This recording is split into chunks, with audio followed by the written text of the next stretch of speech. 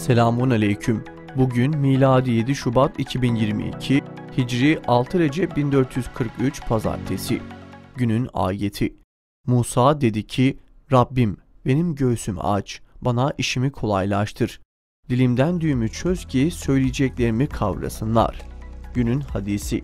İlim talebi için yola çıkan kimse dönünceye kadar Allah yolundadır. Tarihten haberdar olmak için tarihte bugün neler yaşandı hep birlikte bakalım. 7 Şubat 1924. Nezihe Muhittin'in başkanlığında Türk Kadınlar Birliği kuruldu. 1974. Maraş'a kahramanlık unvanı verildi. 1992.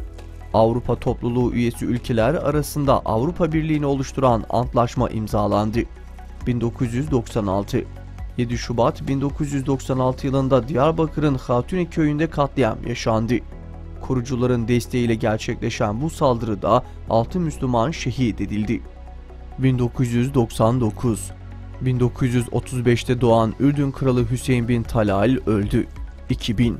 Batman valisi Salih Şarman valiliği döneminde silah ithal etmek için başbakanlıktan onay aldıklarını söyledi. 2006. Peygamber Efendimiz sallallahu aleyhi ve selleme yönelik karikatürlerin yayınlanmasını protesto etmek amacıyla Afganistan'daki Norveç birliklerine saldırı düzenlendi.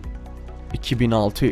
Askeri mahkeme emekli Oramiral İlhami Erdil'i haksız mal edinmekten 2 yıl 6 ay hapis cezasına çarptırdı.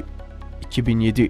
Bakü-Tiflis-Kars Demiryolu projesinin uygulanmasına ilişkin anlaşma Tiflis'te imzalandı. 2009.